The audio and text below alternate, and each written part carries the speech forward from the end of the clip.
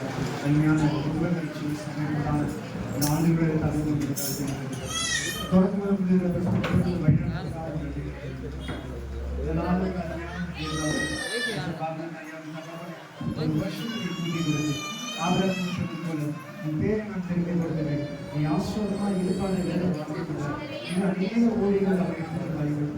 அநேக விஜயாக சொல்வது கூட நீ போக வேண்டிய பிரயாணத்திலும் அதிகம் இன்னும் போக வேண்டிய பிரயாணத்தை கடற்கட்டாய் நல்ல தகப்பனை ஆயுசு நாட்கள் இந்த மகனுக்கு நீ கொடு.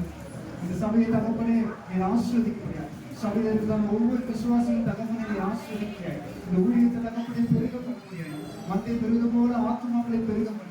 அடுத்த வருஷத்துக்கு தகவல் இதை காட்டிலும் ஒரு புதிய பரிணாமத்தில் இதிலும் பெரிதான கிருபையை தகவலை இவர்கள் காணும்படியாக நம்ம சோதரிக்கிறோம். நீங்க பொறுப்பனோட பெரிய காரணம் செய்யும் புதிய காரணம் மதியாம ஒருவருக்கு நான் சொல்கிறோம். கத்தா இயேசு ஜெபிக்கிற நல்ல பிதாவே ஆமென். பிரியமானவர்களே, போல எல்லாவற்றிலும் வாழ்ந்து சுகமாக இருந்து கற்றுக்கொண்டு ஆசீர்வதிக்கவும். ஏசியா 60:5 இருதயம் அதிசயப்பட்டு போயிருக்கும்.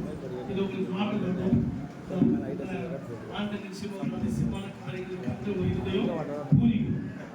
நல்ல தகப்பனே இயேசுவின் நாமத்திலே தலைமையான ஐயாக்காக ஜெபிக்கிறோம். தேவனாட்டத்துடைய கரம் ஒரு மேல் தங்கி இருந்து பிரியமானவரே ஆத்மா வாழ்வது போல எல்லாவற்றிலும் வாழ்ந்தது இருதயத்தில் எண்ணங்கள் இயக்கங்கள் வாஞ்சைகள் எல்லாவற்றையும் இந்த ஆண்டு கர்த்தர் நிறைவேற்ற போவதற்காக சொல்றோம். இந்த சபை இன்னும் பலகி பெருகி இன்னும் அநேக கிளைகளை கொடுக்க போவதற்காக சொல்றோம். கர்த்தர் எல்லாவித சுகத்தினால் பலத்தினாலும் சமாதானத்தினால் நிரப்ப மாட்டவர பிள்ளைகளை குடும்பத்தை ஆசீர்வதித்து விசேஷமாய் பிள்ளைகளை காண ஒரு அதிசயத்தை தேவன் கட்டளையிட்டு ஆசீர்வதி.